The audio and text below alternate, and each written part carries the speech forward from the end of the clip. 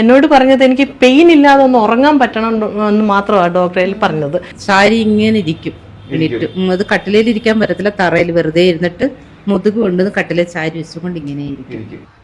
വേണ്ട കുനിഞ്ഞ് ചെടിയെടുത്ത് അങ്ങോട്ടേക്ക് മാറ്റി വെച്ച് മിഞ്ചേച്ചി, അതായത് മിഞ്ചി വരുമ്പോഴുള്ള അവസ്ഥ എനിക്ക് കുനിയാനും നീരാനും ഒന്നും പറ്റത്തില്ല. ഭയങ്കര 14 ദിവസം എടുത്തു. 14 ദിവസം കൊണ്ടാണ് ഈ മിറാക്കിൾ സംഭവിച്ചത്. ബെഡിൽ നിന്ന് എഴുന്നേക്കില്ല എന്ന് പറഞ്ഞ ആളാണ് ഇപ്പൊ ഈ സ്റ്റെപ്പ് നടന്നു കയറുന്നത്.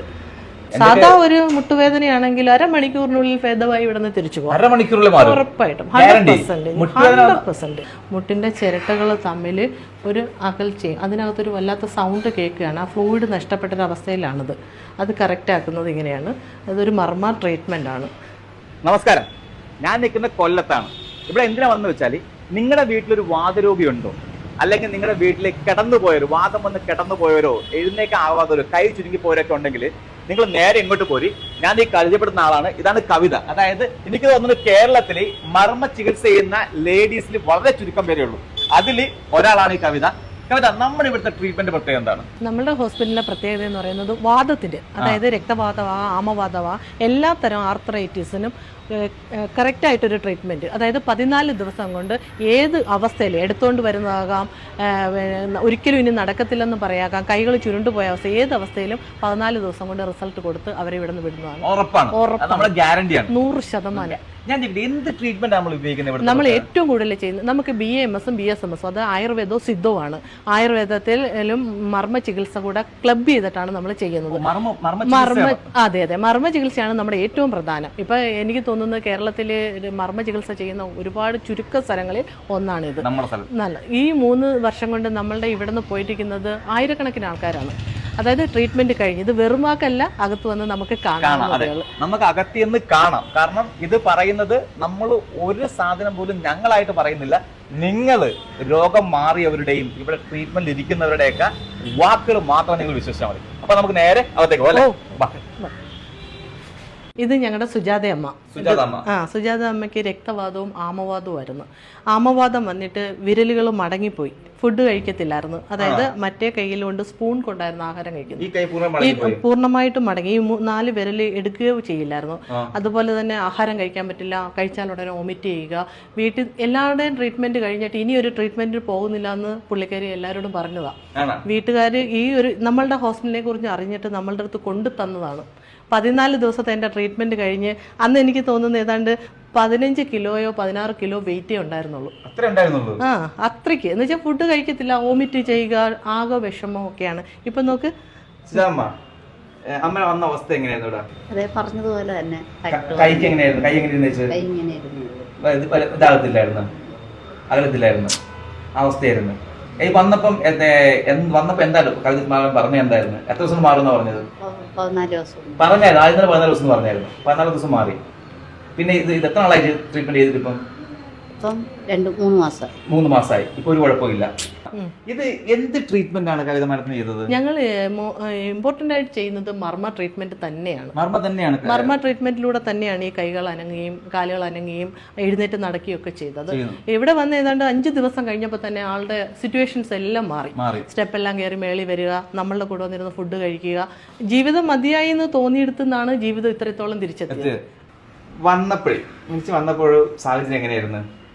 നടക്കാൻ വയ്യാത്ത അവസ്ഥയിലും ഭയങ്കര വേദന, രാത്രി ഉറക്കമില്ലായിരുന്നു, ഇങ്ങനെയൊക്കെയുള്ള അവസ്ഥയിലാണ് വന്ന് 10 ദിവസം ആയപ്പോഴത്തേന് തന്നെ നല്ല മാറ്റം ഉണ്ട്. അപ്പം സ്പൈനൽ കോഡില് L4 തൊട്ട് S1 വരെയുള്ള സ്ഥലത്ത് ബൾജിങ് ആയിരുന്നു. പിന്നെ നട്ടലില് ഭയങ്കരമായിട്ട് കഞ്ചസ്റ്റഡ് ആയിപ്പോയി. എന്നിട്ട് ഈ കോക്സി ഭാഗത്ത് ഇരിക്കാൻ പറ്റാത്ത വേദനയായിപ്പോയി. അപ്പം ഇവിടെ കൊണ്ടുവരുന്നത് നടക്കാൻ പറ്റാത്തൊരവസ്ഥയിലാണ്.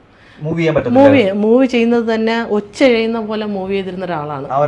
അവസ്ഥയില. ഇന്ന് 14ാമത്തെ ദിവസമാണ്, ഡിസ്ചാർജ് ഡേറ്റ് ആണ്. ഈ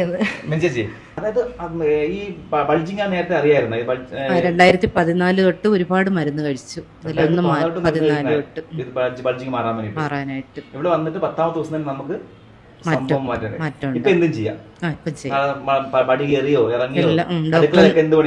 ഡോക്ടർ നടത്തിക്കുന്നുണ്ട്, സ്റ്റെപ്പ് കയറിക്കുന്നുണ്ട്, എല്ലാം ചെയ്യുന്നുണ്ട്, യോഗ ചെയ്യുന്നുണ്ട്. ഒന്നുമില്ല. ഇല്ല, ഡോക്ടർമാര് 1 മാസമോ 2 മാസം കഴിയുമ്പോഴത്തേന് തളർച്ച വരുമെന്നാ എന്നോട് പറഞ്ഞത്. 2 മാസം കടന്നു പോകുന്നു പറഞ്ഞതാ. കടന്നു പോകുന്നു പറഞ്ഞു. കാണിച്ചെല്ലാ ഡോക്ടർമാരും പറഞ്ഞു. അല്ലെങ്കിൽ ഓപ്പറേഷൻ ചെയ്യണമെന്ന് പറഞ്ഞു. ഓപ്പറേഷൻ ചെയ്യണമെന്ന് പറഞ്ഞല്ലേ. ഇതിപ്പം പൂർണ്ണമായി ഇനി ഒരു 3 months മെഡിസിൻ കഴിക്കണം. അതായത് എന്തെങ്കിലും ഉള്ളിലൊരു ഇതുണ്ടെങ്കിൽ മാറാൻ വേണ്ടി നമ്മൾ മെഡിസിൻ കഴിച്ചേ പറ്റൂ 3 months. പക്ഷെ ഒരു മനുഷ്യർ, നമ്മൾ സാധാ മനുഷ്യർ ചെയ്യുന്ന എല്ലാ കാര്യങ്ങളും ഇപ്പൊ ഓടുന്നുണ്ട്, സ്റ്റെപ്പ് എല്ലാം കയറി 3ാമത്തെ നിലയിൽ പോകുന്നുണ്ട്, എനിക്ക് തേങ്ങ ചിരണ്ടി തരുന്നുണ്ട്, എല്ലാ കാര്യങ്ങളും ചെയ്യുന്നുണ്ട്. ഇരിക്കും, എഴുന്നേക്കും,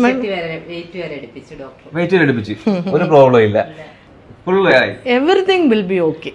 ഞാൻ യഥാർത്ഥത്തിൽ എനിക്ക് മുട്ടിന്റെ തേയ്മാനമായിരുന്നു. അതായത് നടക്കുമ്പോ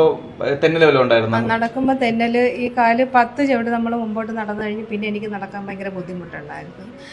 അതിന് മുൻപേ ഇവിടെ ട്രീറ്റ്മെന്റിന് വരുന്നതിന് മുമ്പേ വർഷങ്ങളുണ്ടെന്ന് ഞാൻ നീറ്റ് ക്യാപ്പ് ഉപയോഗിച്ചിട്ടുണ്ടായിരുന്നു. എല്ലാ ജോലികളും ഞാൻ ചെയ്യുന്നു. ഞാനതൊരു 3-4 വർഷം ഉപയോഗിച്ചിട്ടുണ്ട്, കണ്ടിന്യൂസ് ഉപയോഗിച്ചിട്ടുണ്ട്. പിന്നെ അതിനുശേഷം ഇവിടെ ട്രീറ്റ്മെന്റിന് വന്നതിന് ശേഷം ജനുവരി 31-ാം തീയതി ഇവിടെ ഞാൻ അഡ്മിറ്റ് ചെയ്തത്. പിന്നെ ഇപ്പൊ അതിനുശേഷം ഇന്ന് വരെ ഞാൻ നീറ്റ് ക്യാപ്പ് ഉപയോഗിച്ചിട്ടേ ഇല്ല. പിന്നെ നീറ്റ് ക്യാപ്പ് ഉപയോഗിക്കാതെ തന്നെ ഇപ്പൊ എല്ലാ ജോലികളും ഞാൻ ചെയ്യുന്നുണ്ട്, സ്റ്റെപ്പ് കയറുന്നുണ്ട്. ഇല്ല, ചിരട്ടയുടെ മുട്ട് ഇങ്ങനെ താപ്പോട്ട് ഇറങ്ങിയിരുന്ന് അത് ഡോക്ടർ അതിന്റെ സൊല്യൂഷൻ ചെയ്ത് ഇപ്പം അതിനും ഭേദമുണ്ട്. അത് മുട്ടിന്റെ എല്ല് താപ്പോട്ട് ഇരുന്ന മേപ്പോട്ട് പിടിച്ചിട്ട് വേദന ഒന്നും അറിഞ്ഞതേ ഇല്ല. മെഴ്സി ഇവിടെ അഡ്മിറ്റ് ആകുമ്പോഴേക്കും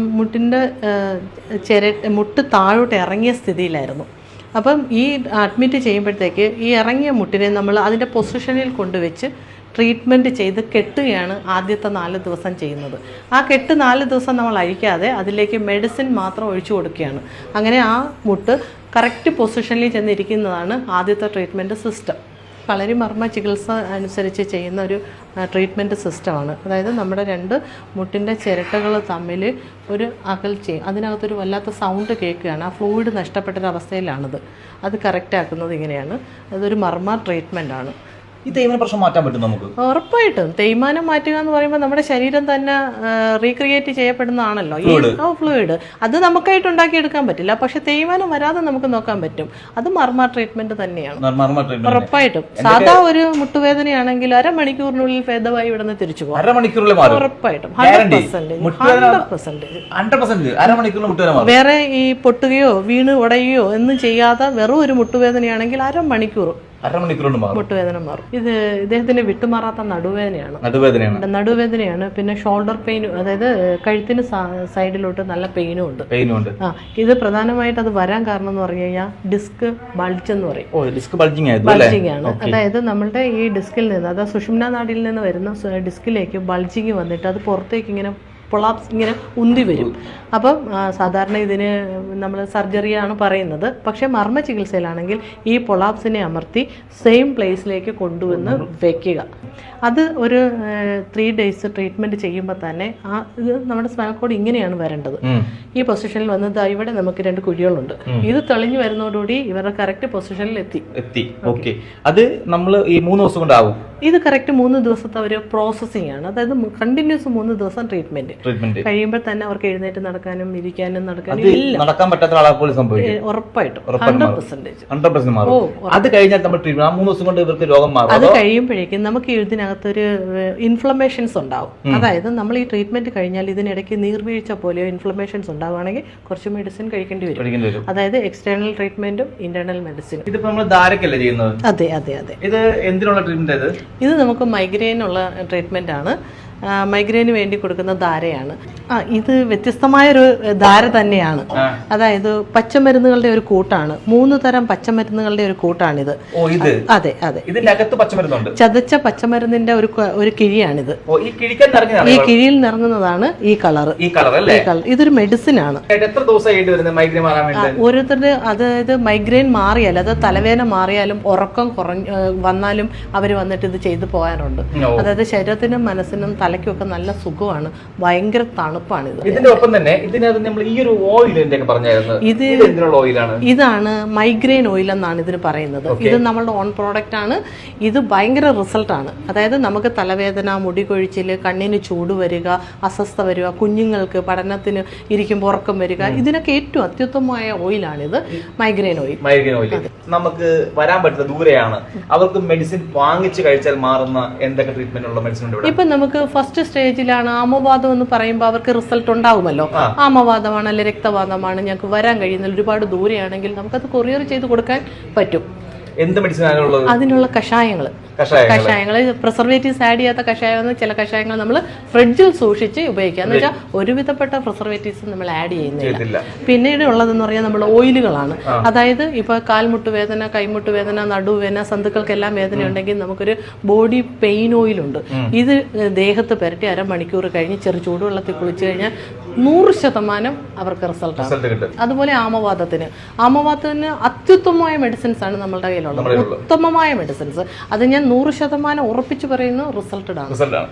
അത് നിങ്ങൾ സ്ട്രെച്ചറിൽ വന്നാലും, നിങ്ങൾ ആംബുലൻസിൽ വന്നാലോ, നിങ്ങൾ നടക്കാൻ പറ്റാതെ പിടിച്ചുകൊണ്ട് വന്നാലോ ശരി, 14 ദിവസം, അത് ഗ്യാരണ്ടിട്ട് കവിത പറയുകയാണ്, 14ാം ദിവസം ഇവിടുന്ന് അവർ നടന്നേ പോകുള്ളൂ. നമ്മൾ കുറച്ച് ബ്യൂട്ടി പ്രോഡക്ട്സ് കൂടെ ചെയ്യുന്നുണ്ട്, കോസ്മെറ്റിക്സിന്റെ സാധനങ്ങൾ ചെയ്യുന്നുണ്ട്. അതായത് ഈ കരുമാംഗല്യം, അതുപോലെ മുഖക്കുരുക്കൾ വന്നിട്ട് ഉണ്ടാകുന്ന കുഴി, അതുപോലുള്ള കാര്യങ്ങൾ നമ്മൾ റിമൂവ് ചെയ്യാൻ വേണ്ടിയിട്ട് നമ്മളിവിടെ ഹെർബലായിട്ടുള്ള ഫേസ് പാക്കുകൾ നമ്മളിവിടെ കൊടുക്കുന്നുണ്ട്.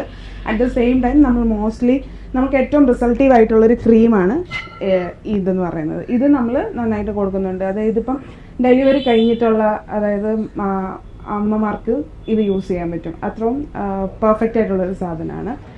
പിന്നെ നമുക്കുള്ളത് അതിൻ്റെ പോലെ തന്നെ ഇപ്പോൾ ഈ സോപ്പിൻ്റെ കൂടെ നമ്മൾ ഓൾട്ടർനേറ്റീവ് ആയിട്ട് യൂസ് ചെയ്യുന്ന ഒരു ഓയിലാണ് ഇത് പറയുന്നത്. ഇത് തേച്ച് കഴിഞ്ഞിട്ടാണ് നമ്മളൊരു 20 മിനിറ്റ്സ് കഴിഞ്ഞിട്ട് ആ സോപ്പ് യൂസ് ചെയ്യുന്നതെങ്കിൽ വളരെയധികം റിസൾട്ട് നമുക്ക് കിട്ടുന്നു.